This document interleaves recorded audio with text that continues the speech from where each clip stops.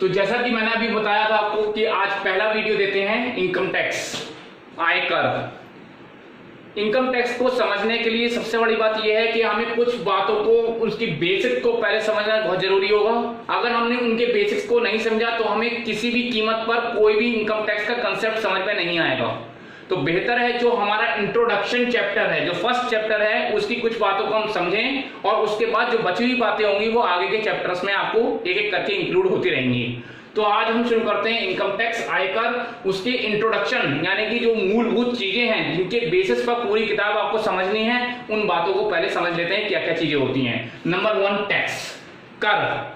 हिंदी में बोलेंगे कर, इंग्लिश में टैक्स। आपको नॉर्मली मालूम है डिफरेंट टाइप्स ऑफ टैक्सेस होते हैं, वो आपको सारी चीजें जमा करनी होती हैं। कैसे टैक्स जमा होता है, क्या होता है। तो टैक्स के बारे में क्या होता है, टैक्स किसे कहते हैं।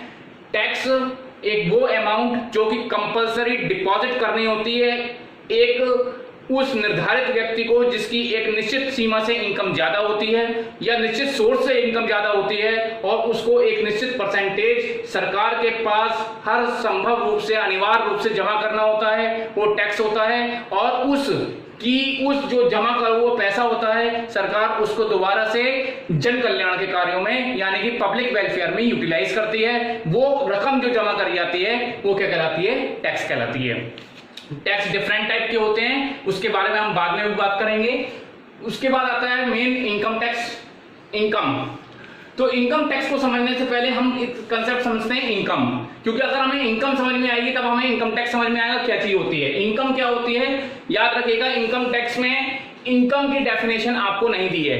इनकम की डेफिनेशन में उन्होंने क्या दिया हुआ है, इनकम इंक्लूड्स, इनकम में ये चीजें शामिल होती हैं। लेकिन अगर हम एक कंसेप्चुअल बात करें तो इनकम का मतलब होता है अर्निंग्स फ्रॉम डिफरेंट सोर्सेस, यानी डिफरेंट टाइप ऑफ सोर्सेस से जो आप कमा रहे हैं उन सबका टोटल इनकम है। अर्निंग किसी एक सोर्स से हो सकती है, दो सोर्स से हो सकती है, लेकिन जो डिफरेंट सोर्सेस हैं उन सबको अगर हम टोटल कर दें तो क्या बनती है, इनकम बनती है। तो यानी कि हमें एक जो निश्चित इनकम है, जो सारे सोर्सेस का टोटल है वो इनकम है, और उस पर हमें जो निर्धारित दरों से टैक्स पे करना होता है वही हमारा क्या होता है, इनकम टैक्स होता है। तो पहले हमने क्या समझा कि इनकम क्या होती है। Income different types of sources से कमाया हुआ धन होता है जिस पर हम टोटल करते हैं, और उसके टोटल के अनुसार जो रूल्स हैं इनकम टैक्स के, उनके अकॉर्डिंग हम टैक्स पे करते हैं, वो क्या होता है, इनकम टैक्स होता है।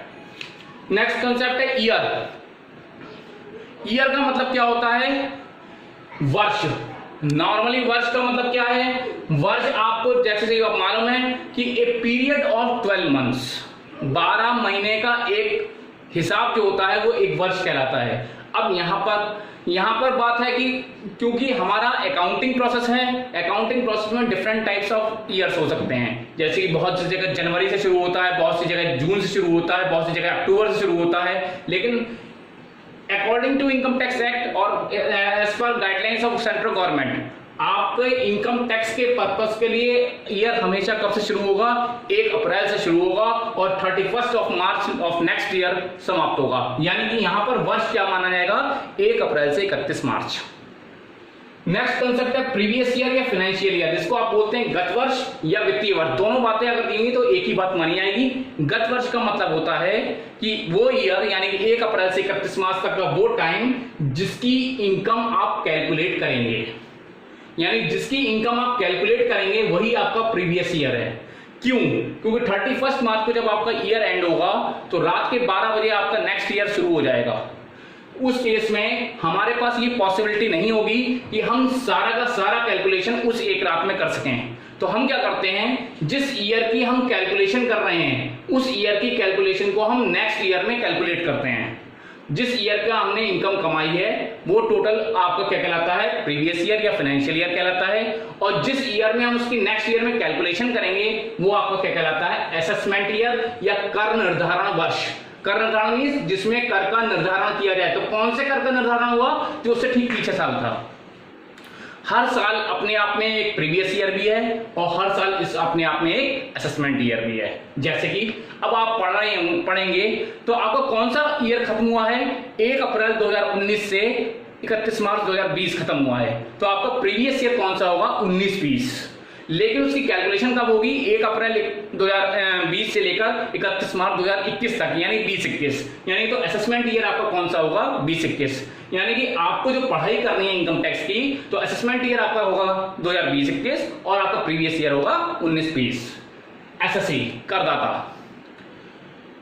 इनकम किसकी कैलकुलेशन की जाए? डिफरेंट सोर्सेस इनकम हो सकते हैं, तो डिफरेंट पर्संस भी हो सकते हैं। तो वो एसएससी कौन होता है? जो लायबल होता है, जो उत्तरदायी होता है उस इनकम पे टैक्स पे करने के लिए, वो कौन होता है? करदाता होता है।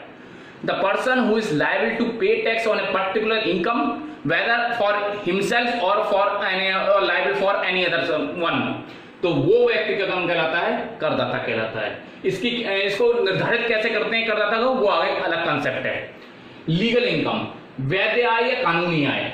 लीगल इनकम का मतलब है कि आप जो कुछ भी कमा रहे हैं उसका एक within the limits of laws, within the limits of rulings of central government, state government and different types of legal bodies और different decisions made by different types of courts, जो आपकी income का source है वो legal है, जिसमें किसी प्रकार की कोई भी कमी नहीं है, वो क्या होती है? आपकी लीगल इनकम होती है, कानूनी आय होती है। इलीगल इनकम जस्ट इसका उल्टा, यानी आपने कोई ऐसा सोर्स कमाया है या ऐसे रास्ते निकाल लिए हैं जो कि किसी ना किसी कानून के अंतर्गत अवैध होते हैं, वो क्या होती है? इलीगल इनकम होती है। हालांकि इनकम टैक्स डिपार्टमेंट के अकॉर्डिंग लीगल और इनकम और इलीगल इनकम का कोई महत्व नहीं है। अगर आपने लीगल तरीके से कमाया है और या इलीगल तरीके से कमाया और अगर आपने टैक्स पे कर दिया है, तो इनकम टैक्स डिपार्टमेंट को इस बात से कोई मतलब नहीं है कि आपने क्या तरीका अपनाया है, बशर्ते कि आपने उस पर टैक्स पे कर दिया हो। हाँ, ये हो सकता है कि आपने इलीगल तरीके से कमाया हो और टैक्स भी पे कर दिया हो, तो यहां तो बच सकते हैं, लेकिन किसी दूसरे लॉ में आप फंस सकते हैं, तो वहां पे उसके अकॉर्डिंग आप पे कार्यवाही होगी। ग्रॉस टोटल इनकम, सकल कुल आय। सकल कुल आय का मतलब होता है, मैंने अभी बताया इनकम में क्या होते हैं, डिफरेंट टाइप्स ऑफ सोर्सेस होते हैं। उन सारे सोर्सेस का जो नेट टोटल होता है, जो टोटल होता है बिना किसी चीज की डिडक्शन के, बिना किसी चीज की कटौती के, बिना किसी खर्चे को माइनस करे हुए, वो इनकम क्या कहलाती है? ग्रॉस टोटल इनकम कहलाती है। टोटल इनकम, जब ग्रॉस टोटल इनकम में से डिफरेंट टाइप्स की डिडक्शंस जो कि इनकम टैक्स एक्ट में दी हुई हैं, छूट या फिर और टाइप की जितने भी आपको रिलैक्सेशंस हैं, वो जब आप माइनस कर देते हैं और फिर जो इनकम निकल के आती है जिस पर टैक्स कैलकुलेट किया जाता है, वो आपकी क्या कहलाती है? टोटल इनकम कहलाती है। यानी कि gross total income is only the total of income and net total income या नेट इनकम इज मींस कि the deductions and relaxations given by the income tax act minus कर दिए जाएंगे, किसमें से? ग्रॉस टोटल इनकम में से, और बाकी बचा हुआ क्या होगा? टोटल इनकम कहलाएगी। नेक्स्ट है एग्रीकल्चर इनकम, कृषि आय। कृषि आय का मतलब है कि वो आय जो भारत में आपने किसी ना किसी कृषि उत्पाद से, यानी कि एग्रीकल्चर प्रोडक्ट से कमाई है, और वो भारत में एग्जेम्प्ट होती है। कैसे एग्जाम्प्ट होती है, उसके नियम कायदे अलग हैं। कौन कौन सी कृषि आय मानी जाएंगी, कौन कौन सी नहीं मानी जाएंगी, जब आप उसका चैप्टर करेंगे तब उसमें वो चीज समझाई जाएगी। इसके अलावा बेसिक कंसेप्ट में आपका एक तो पर्सन आएगा जो कि बहुत ही डिफरेंट है, जिसको मैं आपको अलग से वीडियो में समझाऊंगा। उसके बाद आपको तमाम तरीके के हेड्स ऑफ इनकम्स आएंगे, वो भी आपको समझने हैं, और फिर उसके बाद एक एक चैप्टर आपको समझाया जाएगा। इसके बारे में अब आपको आज देखना है, और कल के लिए मैं एक लाइव सेशन रखूंगा जिसमें कि इन सब के बारे में या इन सब की प्रॉब्लम्स के बारे में आपसे डिस्कस किया जाएगा, जिसका टाइम मैं आपको दे दूंगा। Thank you.